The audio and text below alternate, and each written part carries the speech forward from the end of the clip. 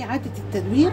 النهاردة حلقتنا مع إعادة التدوير، حتى لو الفستان جديد وأنا لسه ملبستوش، ولكن هو عجبني كموديل كخامة كقماشة، ولكن في بعض الحاجات أنا محتاجة أعمل تعديل ليها.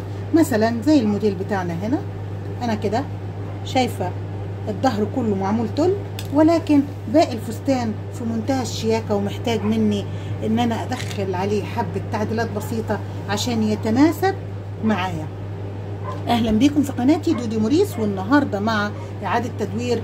حتى لو الحاجة كانت جديدة، بس انا بعمل اعادة تدوير ليها، ان انا بغير من شكلها لشكل مناسب ليا.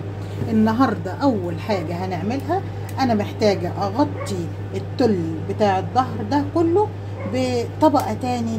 فاحنا جبنا روزيتا وجبنا تل ازرق عشان اعمل كرانيش على الكتف، علشان خاطر يعني تبقى تتناسب اكتر معانا كبنات شرقيين، او مثلا ما احبش ان انا اكون لابسه قط في مناسبه مثلا زي كده.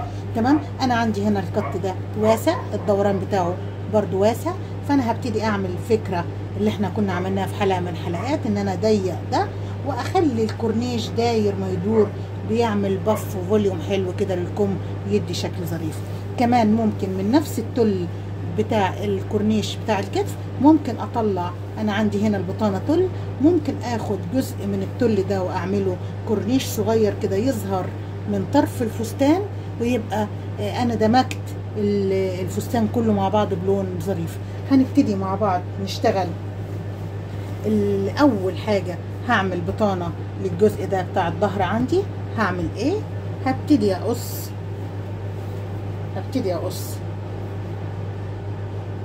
جزء كامل قد الظهر ده، الجزء كامل قد الظهر ده. انا ممكن اعمل هنا الجزء ده هنا كب من ورا او مربع من ورا، اساس هيدي منظر ممكن، وممكن اقفله كله حسب ما حضرتك حابه اعملي. تمام، احنا هنا هندي منظر كده ظريف، نخلي الجزء ده التل جزء بس صغير باين منه، وهنبتدي نغطي ده كله. هبتدي اقص قد الجزء ده مره من البطانه. هنعمل ايه؟ نطبق القماش ونرجع لبعض بسرعه.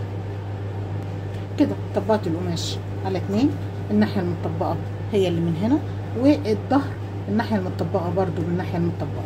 هبتدي اعمل ايه؟ هبتدي هرسم. خلي بالك معايا، انا هرسم على قد بعض بالظبط، وبعدين هوريكي الفكره اللي احنا عايزين نعملها كده.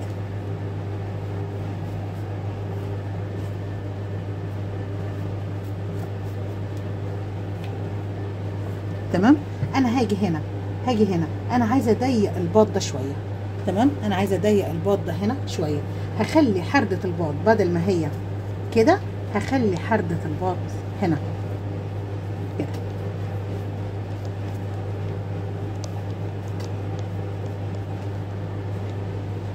تمام، وهبتدي اقص الجزء ده، وهنشوف مع بعض الحكايه هتبقى ازاي. اهو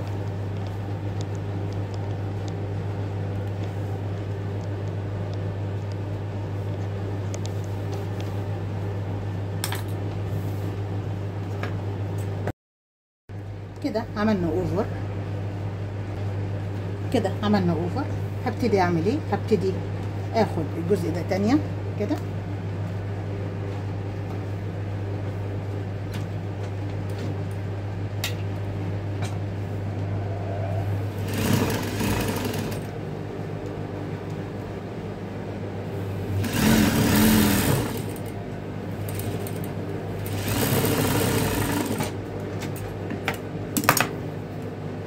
هاجي اعمل ايه؟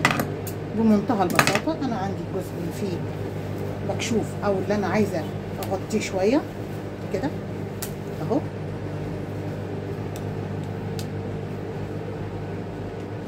احط ده على ده.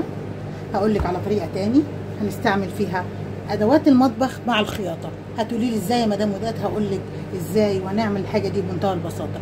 خليكي معايا ثواني هوريك هنعمل ايه. طبعا كلنا عارفين البلانشه بتاعت تقطيع الخضار. انا عايزه اعمل ايه؟ انا عايزه اظبط ده، هو المفروض واحط عليه البطانه اللي انا هعملها. هعمل ايه؟ هعمل كده،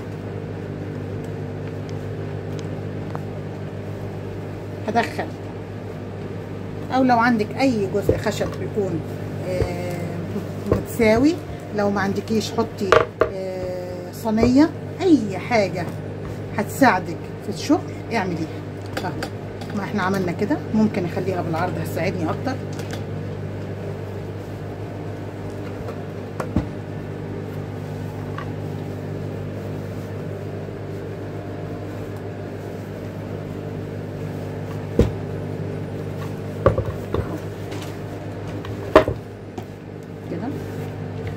كده الجزء اللي انا هشتغل فيه واضح قدامي اهو، شايفين بمنتهى البساطه. هجيب الجزء اللي انا عملته تنيته، واخلي بالي ان ده هو اللي هيبقى على التل هنا كده، يعني هشتغل عدلة القماش على قلبة الفستان عندي، وابتدي اظبط.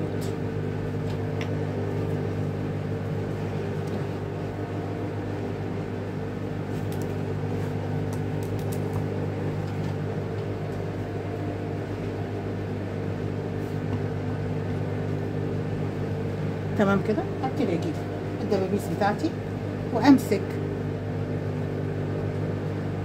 كل حاجه هنا بالدبابيس. انا كده مش خايفه خلاص، مفيش حاجه هتجري من القماش عندي. تمام كده، تقريبا كل الجزء اللي عندي ممسوك كويس خالص بالدبابيس.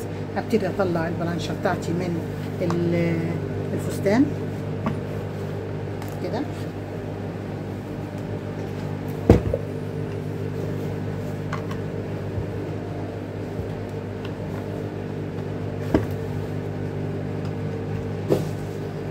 واعدل الفستان بتاعي بشويش خالص كده.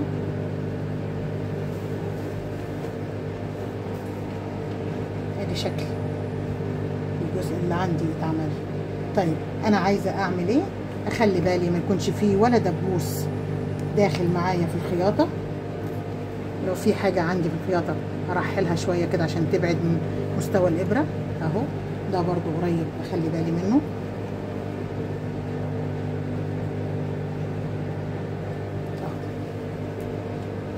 هبتدي اخد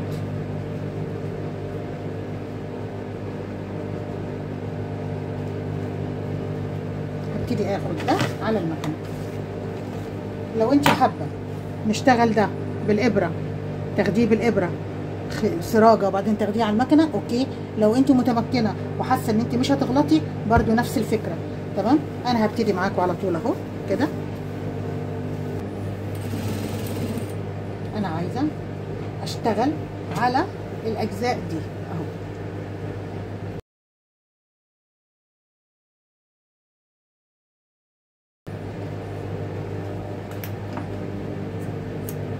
اطلع الفستان بتاعي بشويش اهو، وادي البطانه قد الظهر بالظبط.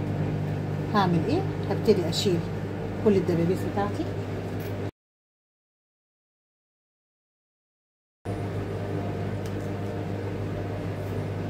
هاجي اعمل ايه؟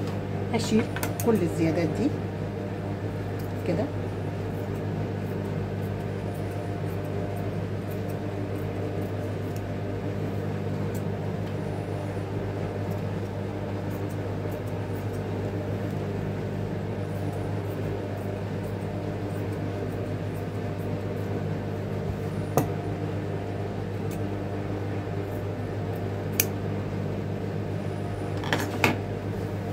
كده انا خلصت الجزء بتاعي.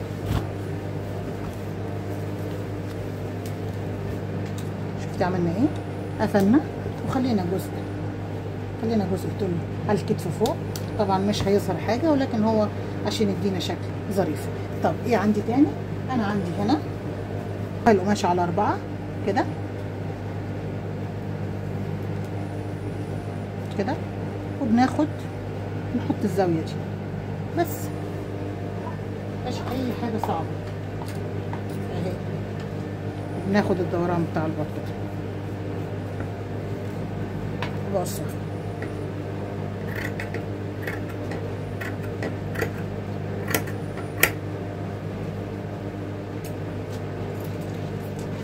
دي طريقة نفس الحكاية، مفيهاش أي حاجة صعبة.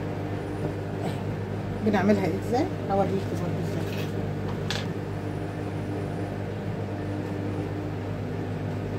كده النص ده هنا، نص اللي فيها خط مستقيم دي هي اللي بتبقى تحت البط، ودي الدوران اللي بيمسك في البط عندي اهو. بمسك كده واركب ده.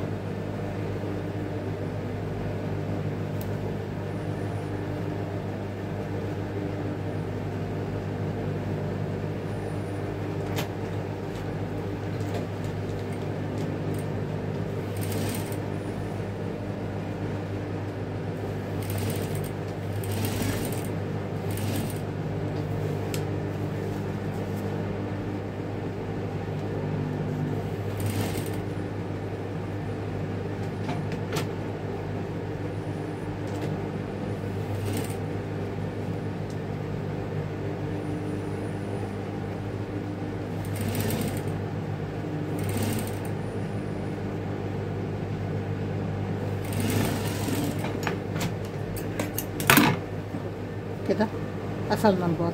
هنثبت الناحية التانية بنفس الحكاية اهو. هجيب الناحية اللي فيها الدوران اللي فيها الكيرف ده وهمسك ده مع تحت البط اهو،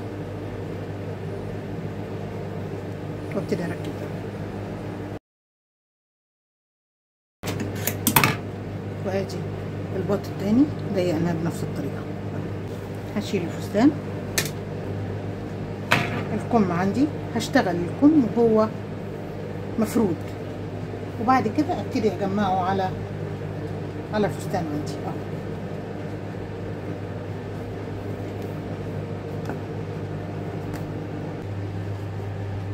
كده سوينا، عملنا شرايح من التل، واحدة اطول شوية من واحدة كده. هوريك ازاي، ادي واحدة هنا وواحدة هنا، الكمين اهو. وهبتدي اركب طبعا الصغيرة الاول كده.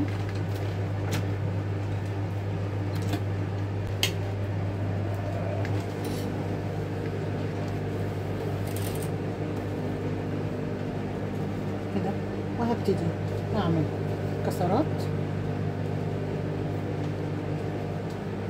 بالطول.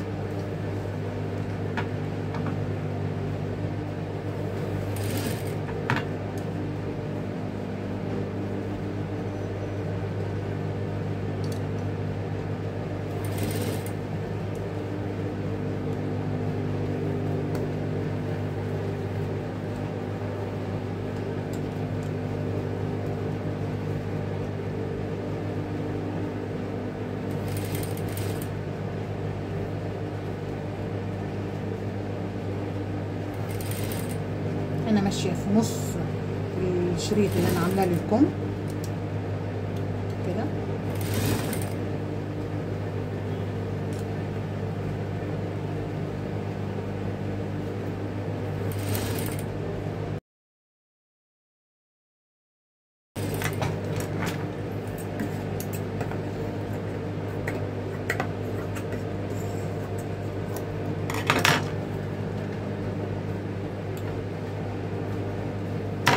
هعمل ايه كمان؟ هبتدي احط الطبقة التانية، احط الطبقة التانية مع دوران الكم عندي.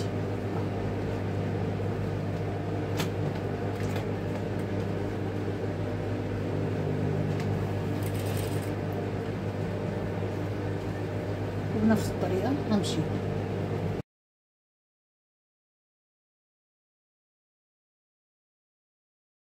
طبعا دي بتساعد معايا ان انا ايدي تبقى بعيد من الابرة بقدر الامكان.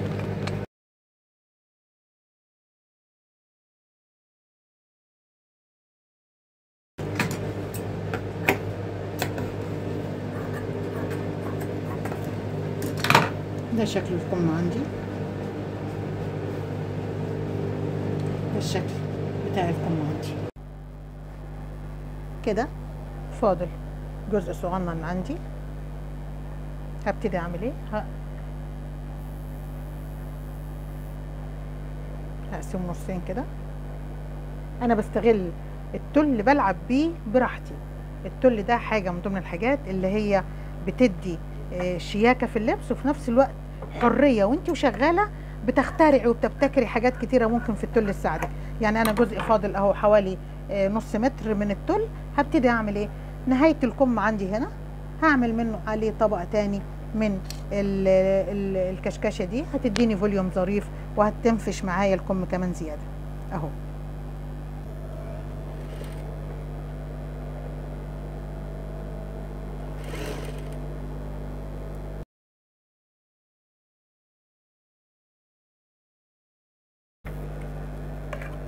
بصي عملنا ايه كده. الطبقه الاخيره دي هديها رد كده عليها عشان تساعد معايا في الكم اهو.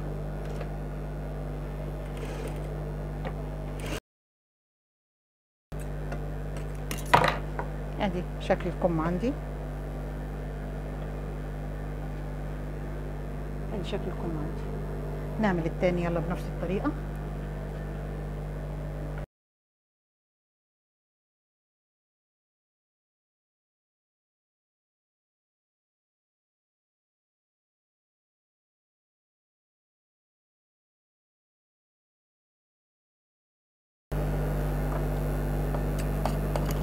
الكم كده خلص عندي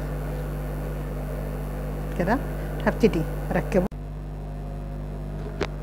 كده. هقفل الجزء بتاع الكم من تحت كده.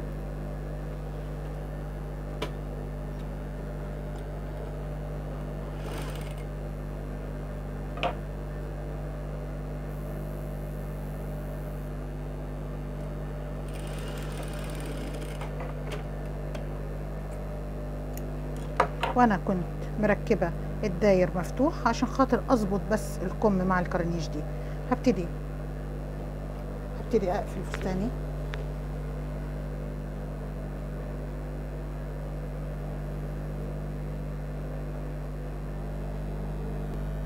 كده. هنقفل الجزء التاني كده.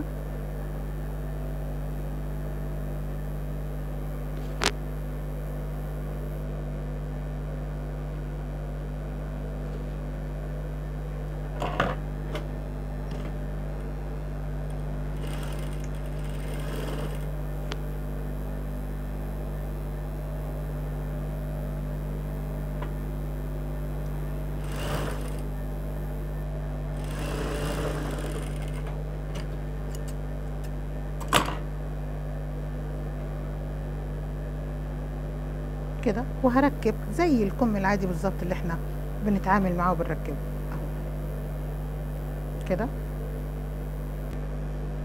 باخد الخياطه بتاعت النص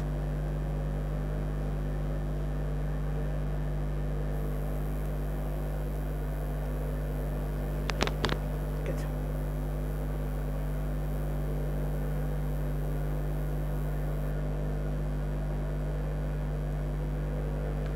وببتدي اقفل الكم عادي.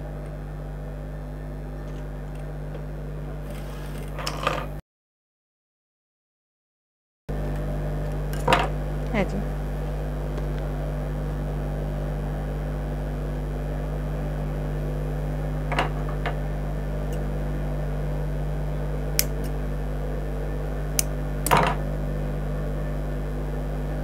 شكل الكورنيش او الكم. شوفوا ادانا الشكل ايه. هو ده الفوليوم اللي احنا عايزينه عشان يدينا الشكل ده. ده شكل الفستان بتاعنا، وده الفوليوم بتاعه، وده البطانه اللي احنا عملنا بيها الجزء ده. فاضل ايه كمان عندي؟ انا عندي هنا طبقه التل، في طبقه تل من تحت. هعمل طبقه تل تاني كورنيش صغنن كده منه اطعم بيه، يبقى ظاهر شويه من الفستان ويبقى يتطعم مع الشكل نفسه بتاع التل اللي فوق. هظبط التل عندي كده شرايح. انا ممكن امسك التل عندي في البطانه مش في التل نفسه، طبعا ليكي مطلق الحريه، حابه في ده او ده مفيش مشاكل. وهنبتدي نعمل التل شرايح ونرجع لبعض بسرعه. كده، وهبتدي اخد طبقة التل بتاعتي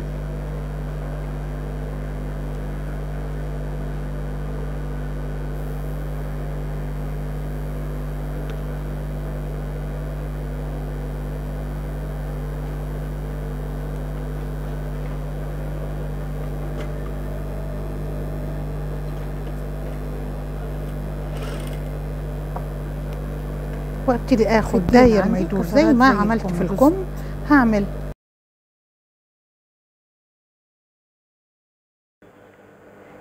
كده.